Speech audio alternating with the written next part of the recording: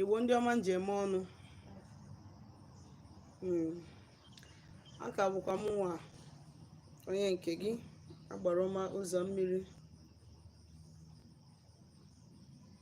Abụ m onye mgbasa ozi ọma ọdịnala Igbo, bụrụkwa dibịa Igbo. Onye na-asị ka tata bụ nkwọ mara anyị mma, ka nkwụkọtara anyị ndụ, ka nkwụkọtara anyị udo, ka nkwụkọtara anyị ihe akụ akụ na ihe enwe enwe. A sị ma ọ bịara egbu anyị ga-egbu onwe ya. Ọ sị na nke anyị amalụ anyị aka ga-ewe n'azi mmiri. Wee na-asị ka chi anyị na ezumezu mmụọ niile anyị na-achụrụ àjà gọzie anyị, nye anyị ogologo ndụ na arụ isi ike, nye anyị udo obi n'iru, udo obi n'azụ, wetara anyị ihe akụ akụ na ihe enwe enwe. Bido tata wụ nkwagaba ụbọchị eke, ụbọchị orie, ụbọchị afọ, n'afịa na-anọ, n'ụbọchị na-anọ. Ise ise ise ise. Ana m ekene ụmụ Igbo wee na-asị unu na-ewetara m oziọma mgbasa oziọma ọdịnala Igbo. Tata bụ nkwọ, maka na ọdịnala bụ ụzọ ndụ n'ụzọ eziokwu. Ọ bụ usoro ndị mbụ na ndị egede ji wee bie ndụ ọfụma, chaa isi awọ, mụọ ụmụ nwoke, mụọ nwaanyị. Ejikwa m ohere a wee na-asị gị nwa bụ onye Igbo na gị na-achịtaba azụ n'ọdịnala Igbo. Ọdịnala bụ ebe ejidebere, ọ ụzọ ndụ n'ụzọ eziokwu ka ọ bụ. Isiokwu ji maka ya wee bịa tata bụ ihe gbasara ihe na-eme ọtụtụ mgbe anyị lụọ ọrụ, anyị lụsie ọrụ, a na-akọ ofu akụkọ. That is why we keep repeating our spiritual works. Why we keep repeating our spiritual work. Ọnya ka m bịara ka anyị kwuo maka ya today. Ana m ekene Nkechi Okonkwo, ndewo, ụtụtụ ọma. Written Minds, ndewo, ana m ekene gị ka tata mara gị mma. Biko ọ bụrụ na o nwere ajụjụ ị nwere ịjụ m, ọ bụrụ na o nwere ihe ọbụla na-agbagwoju gị anya n'ọdịnala Igbo, ma ọ na o nwere ajụjụ ị nwere gbasara ihe ndị nkụzigoro na mbụ, drop your question. Ozugbo nkụzicha na mma agakwaga metụ ajụjụ gị aka. A lot of time ndị mmadụ na-asị na ha rụrụ ọrụ ọdịnala mana ha anaghị afụ ife ya, na ọrụ ha rụrụ na ha anaghị afụ result, na ha arụbugo ọrụ yet ọrụ ha rụrụ na ha afụ ife ya. E nwere so many things nwere ike contribute to such thing, nwere ike ime na mmadụ ga-arụ ọrụ, ịrụsi ọrụ, onwero changes. Mana o nwere ihe nchọ iji opportunity a wee correct ya mindset anyị na-enwe gbasara ịlụ ọrụ ọdịnala. Ọ bụrụ na ị na-arụ ọrụ ọdịnala, you don't just work once and expect to get all the blessings and the results you seek at a time. Yes, e nwere ọtụtụ ndị mmadụ ọnwụ dị n'ụzọ ha mana ha marọ. Ị nwere ọrụ ị ga-alụ, o jee mechie ọnụ n'ọnwụ ahụ. E nwere ọtụtụ ndị mmadụ bụ that when they sleep, when they go to bed, they don't sleep due to the kind of nightmare ha na-enwe. Ọtụtụ ndị dị otu a na-abụ alụ ọrụ, o nwere ike ọ bụrụ that peace ahụ ka ha na-edigoro grant ha, ka a na-alụ ụlọ ọfụma dịka mmadụ. Ọtụtụ ndị mmadụ nwere ike ọ bụrụ na o nwere ụgwọ ha ji bụ n'ụwa ha nke mbụ, o nwere ike onye ahụ lụọ ọrụ, ejiri data ọrụ ahụ ọ rụrụ wee mee gịnị, wee clear that debt. Onye a kpatara na dịka onye Igbo, o kwesịrị ịbụ once ka ị ga-eme gịnị, ị ga na-echekwa mmụọ gị na ha so. O kwesịrị ịbụ just mgbe ahụ ị siri dibịa rụọ ọrụ m nke a ka ị ga-eme ya. Or something ọ ga-abụ as long as you want to keep a good relationship with forces and powers gị na ha so. Or something ọ ga-abụ ịnọkwa imekwa, ịnọkwa imekwa. It is not something you do once in a lifetime and go. Mana ihe ọzọ nwere ike ime that apart from these things, because ọtụtụ ndị mmadụ na-abụ ha rụọ ọrụ mmụọ, they expect to start seeing money, they expect to start seeing cash flowing into their account and all that. No, o nwere ike at that point ọ bụrụ ego ka ị nidiri that point spiritually. A lot of people nwere ike ọ bụrụ na ha ejego somewhere jee gwọọ ọrụ gị ọgwụ, release the arrow of death or sickness or pain to you, mana ọrụ ahụ ị lụrụ bịa gị na ọbịa bupụ that thing. Ịghọtara? So ọ bụrụ iwu na somebody rụchaa ọrụ mmụọ that you start to see money immediately. Ndị their spiritual part declared already bụ ndị nwere ike ịrụcha ọrụ immediately. They will start seeing money. If their case is money, maybe they need a job or they need their business to flourish, you understand, or they want people to remember them and help them. Ụfọdụ ndị a ndị na-enwero any blockage na their spiritual part, ndị nwere ike ịrụcha ọrụ ozugbo afụwa ihe dịka ego anya. Mana ọ bụrụ na enwere some loopholes na your spiritual part, all those things need ime gịnị you take care of before gịnị you start seeing money. That is why this thing na abụrụ something ọ ga-abụ ime chan no once you go and relax. Just like ka m si ekwu maka ndị na-abụ ha bịa lụọ ọrụ mmụọ, maybe when they pay a dibia or an eze nwanyị to help them do their work, alụcha ọrụ ha ma woniwuzi ọjị on their own to call on their forces. They cannot lift kola nut on their own to call upon their forces, because again na believe na dibia mo eze nwanyị alụgoro ha ọrụ. Ọ bụrụ na otu ị nọ now na ijeri nyechi gị nne iwe owebu na okeke bụ ihe n'ọgụ ụwa, iji nye nri wee welu ihe ị ga-enye okeke wee nye Okafọ, definitely okeke wuchi gị will not be happy with you, and okeke wuchi gị nwere ike ịbịakwazi gbarụ ọrụ ndị ọzọ niile na-arụ, maka na ọchị bụ ụzọ. Ọ bụrụ na ịwụ somebody na ị na-etinye aka n'ajọ ife,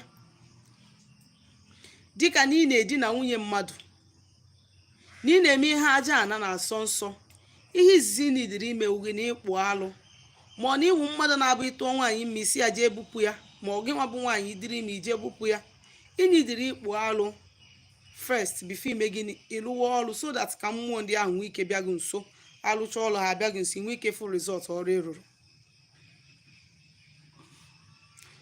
Ọtụtụ kwa nwere ike isikwa dibịa na-arụrụ ha ọrụ n'aka. Ọtụtụ na nsogbu ha nwere ike isi dibịa na-arụrụ ha ọrụ n'aka. Ị na-aghọta? Enwere ike ọ bụ na dibịa gị na-ehi nwunye mmadụ. Ọtụtụ n'ime anyị mana ndị dibịa na-eme ọfụma, ọkachasị ndị dibịa nwoke, ma nwaanyị na-emekwa, maka afụga m ụfọdụ ndị nwaanyị bụ ndị dibịa na-agba n'iro mana ha anụ di. Ọ bụrụ na dibịa gị na-etinye aka n'alụ, o nwere ike ime gịnị ime your spiritual work effect. O nwere ike ime your spiritual work effect, maka na ọ bụrụ mmụọ niile na-anabata ajọ nni. E nwere a lot of people ya bụ isie nri nye ha, if the food adịrị ụtọ they cannot eat it. Otu a ka ọ dị na mmụọ. Ọ bụrụ mmụọ niile na-eri ajọ nni. O nwere nwoke ya bụ nwunye ya sie nri ọtọ ụtọ ga-eri ya, ebe ọ bụla ọ fụrụ nri, as long as na nri ọtọ ụtọ ga-eri ya. Mana o nwere people ga-abụ ọ bụrụ na ya kwọpụrụ aka wee sie nri, they cannot eat it. Otu a ka o si wee dị na mmụọ. Na-akụrụ mmadụ nsị ebe a, kwụọ mmadụ nsị ebe a, kwụọ mmadụ nsị ebe a, ọ ndị dibịa na-alụ ya. Ọ ndị dibịa na-alụ ya. Ọ bụrụ na dibịa na-arụrụ gị ọrụ wụ somebody na-asọ ile aka ya, na-enye nsị ma ọ na-egbu mmadụ, ị mara na dibịa ahụ nwere ike rụọ ọrụ gị ọrụ, mmụọ gị na ha so ama bebe na-alụ ya ihe o nyere ha.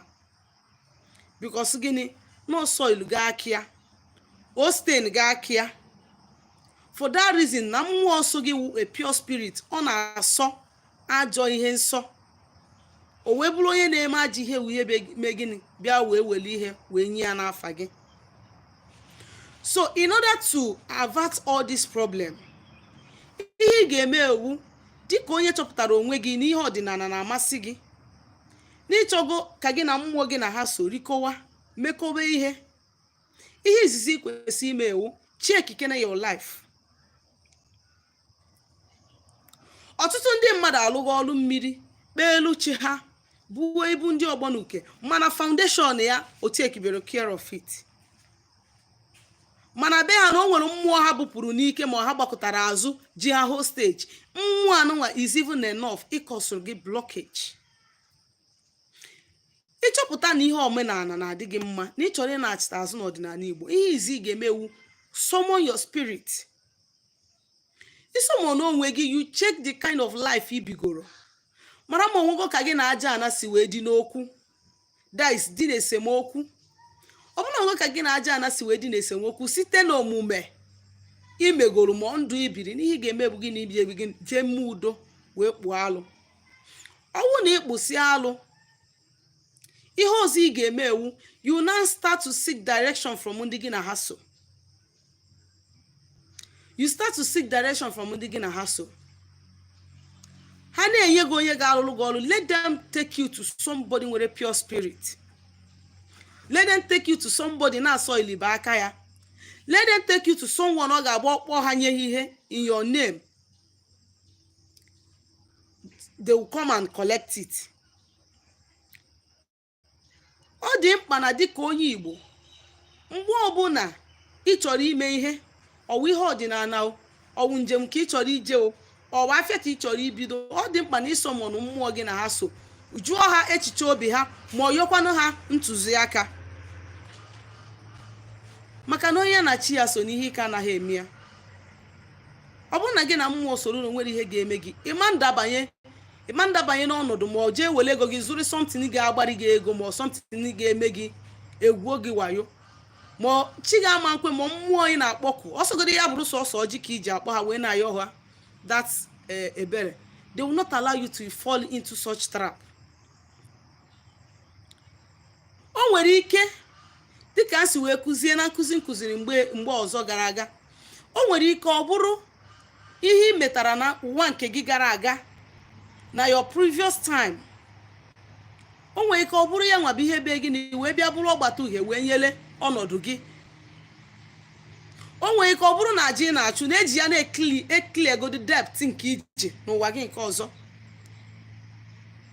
O nwere ike ọ bụrụ na why you are not seeing result from ọrụ a na-arụ gị because you are still suffering karma as a result of ihe i mere n'ụwa gị nke ọzọ gara aga, ị na-atachabere afọ ya. So you must understand this and know how to handle it in a mature way so that ka gị n'ime, maka na ego eji alụ ọrụ mmụọ abụrụ 1 naira. Ọ ego ọ ga-abụ before iwepụta ya wee lụọ ọrụ, ọsọ ya apụ gị n'arụ. So avoid imecha ya ị na-eme gịnị ihe na-ebe a na-ebe. At least irugodo ọrụ, ọ bụgoduru na maybe bidoro fụwa ego. You should know, enwere a lot of people na-abụ ha alụcha ọrụ mmụọ. They are this kind of people na-abụ before they started to do their work, arụ na-agbakasị ha agbakasị. They don't experience joy, they don't experience happiness. Arụ mgbe ọbụla arụ na-afụ ha ụfụ. Ọtụtụ na-abụ ha rụsi ọrụ ha ebido nwebe inner peace, peace of mind. Ọ bụrụ na maybe na ọ bụrụ na ha ji ya wee bupụrụ gị ihe ike, ma ọ bụ gịnị na ha that is maybe na nlọ gị egwu ha na-eyi gị na ha ji ya wee bupụ, which is part of ihe ike, ma na ha nyere gị as in inner peace of mind, ma na ha bịara mezie ụzọ agaba, ego abịawa, ihe na-eme a na-aga, ndị mmadụ a na-afụ gị n'anya, onye fụ gị ọchọ ka gị na ya na-abụ meke ihe, then you know that there is something wrong. Ọ bụrụ na ịrụcha ọrụ, if you are not experiencing this, forget ihe a ndị mmadụ na-abụ ha rụcha ọrụ asị dibịa gbaa alụ m afa ka mmalụ ma ọrụ gara aga. You are not supposed to ask a dibịa to do afa for you, because for you to come, o nwere ka ndụ gị si dị. So you should be able on your own to know that n'ọlụ a onye alụrụ m gara aga ma ọ gara aga. Anaghị m like alụ ọrụ mmadụ ọrụ.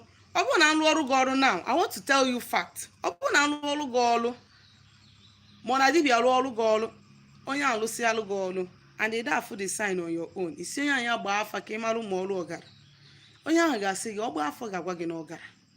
Of course, o nwere onye ga-like iji aka ya wee condemn ọrụ onwe ihe ma mebi ihe o mere.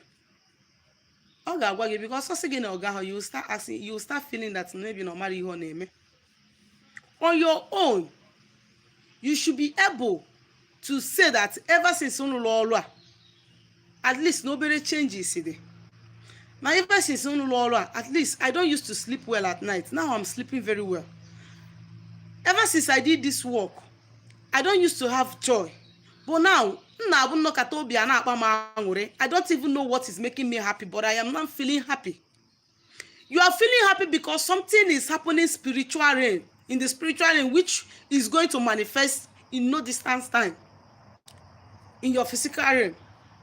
Or that ever since I did this work, so, na since in Ruchaolo, oya na aya m mgbe ọbụla nna ya n'isi na ya n'afọ na ya n'ukwu na sinsi ahụ oya rapụrụ m. oke sinsi m rụchara ọrụ a, biznes m na-agazi, ana m enweta more business contact since m rụsi ọrụ a. These are the things you should on your own as a person experience, encounter on your own without being told by that person or by another person na ọrụ agago, for you to know all alologi garaga. But if these things are not happening, then you have to ask question, why? Kedu ihe kpata na m lụsiri ọrụ ọgaro? Does it mean na ma tesiri ọrụ ma bụrụ otu esi kwesị iri ya? Does it mean na onye lụrụ m ọrụ o si ya n'aka? Does it mean na maybe na o nwere ụgwọ njibu na mmụọ ejiri ya wee kwu? Does it mean na o nwere alụ mmerụ nọ n'ụzọ mere gịnị kwuchiri ụzọ? All these things are things you need to know. Ọ bụrụ na ịrụgo ọrụ and ọrụ ga-agaro, you are not experiencing this thing. You need to know this thing so that you know how to handle it. You know the next step to take so that to get that thing outside. Ụfọdụ ndị nwere ọkpụkpọ oku, when you have call, nke akwụkwọ another thing na-eme majority. Ọ bụrụ na ị nwere call dịka dibịa nwoke ma dịka dibịa nwaanyị, ma weze nwoke ma weze nwaanyị, ọ bụ na ị nwere call and ibidobere ozawa call ga iwe lụọ ọrụ, you are likely not to be seeing results. Yes, maka ihe nji ekwu ya bụ na mgbe ụfọdụ, the way we go to church, we pretend. The way we go to church, we lie. The same way we want to come to tradition and lie and pretend.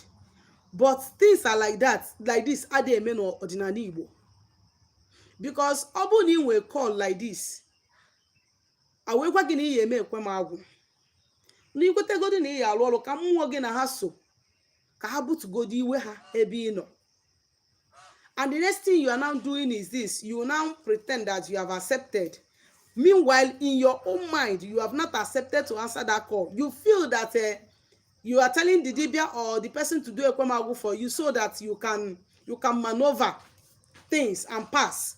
Spirit Gina Hasso, they are you. They are living inside of you. They already know that's your intention. And that is the reason why even if you do a kwemagu, they will not allow it. They will not grant it.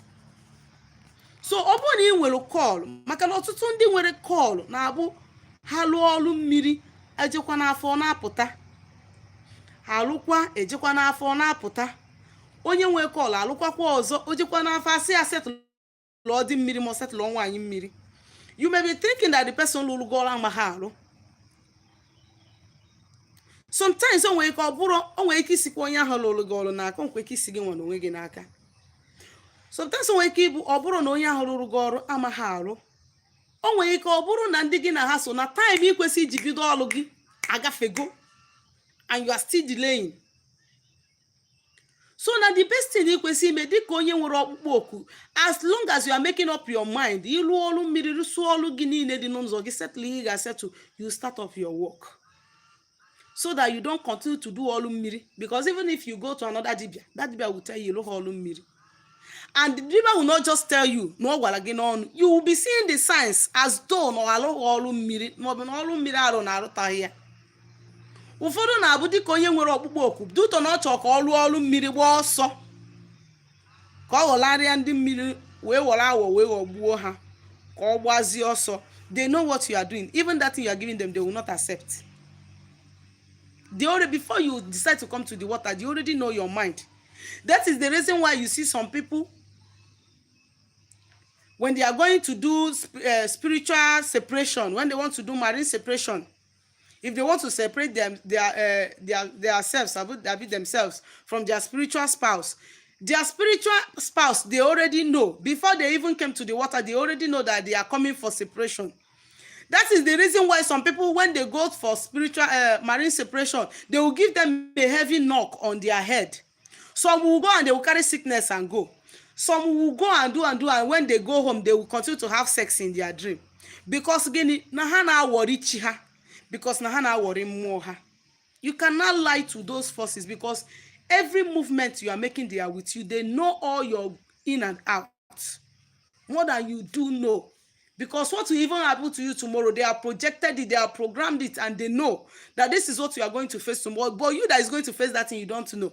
That is why you don't need to pretend or lie to them. Call. If you come to me and you have call, if I do marine work for you and you're not start your work, if you go another place, they say you get them. Just bear this in mind. If you go to another person and the person do marine work for you, if you come to me, my alpha will still tell you that you get them. Because the main thing that they want you to be doing, you are not doing it. The actual place they want you to be, you are not there. You left your position. You are not going to look for look for position in another person's position. For that reason, they will never allow your work to go. Onya batari jahundi mwere call. They do all miri ta. They do it tomorrow. They do it like me. I did my own 4 times before I even understand what was going on. Some people may go more than 4 times. Some may go 7. Some may go 6. Some may go 3. Understand the as in where the problem is coming from and handle it. Because once you tackle your problem from the root, your destiny will shine. Your star will shine. Everything you are desiring, you will get them. But if you are not getting all those things right, and when you call Burodi Biani Negadi open to tell you that this is what is happening. Because when you call Wagi, you may not understand. Or when you call Wagi, you may not want to give him or her money. So you go to another person. But the earlier you understand why all these things are happening, the better for all of us. They won't. Okole Chijoke kenekwa muge katata mara gị mma tutu ọma Aijani Nwachukwu ndewo. Bobby 1, good morning ma. I think this video is motivated by my case and I really appreciate it. Ndewo. I hope you have learned something from this. Ndewo. Collins Christopher Okeke tutu ọma nwada katata mara gị mma maazị. Donatis Ikechukwu Ofakaire udo dịrị unu. Udo dịrị gị maazị katata nkwọ mara gị mma. Please, is it possible for your great grandfather's brother to reincarnate you? Yes, now it is possible. It is possible. Even your father's brother can reincarnate you. Even your grandfather's brother can reincarnate you. It happens. No more questions, Abi. Okay. Ngwana ya chikoti ya tata. Obu no nwa ajụjụ ị nwere ịjụ m. Biko dere message na my WhatsApp number na 07037311663. Ndewo ya gazie.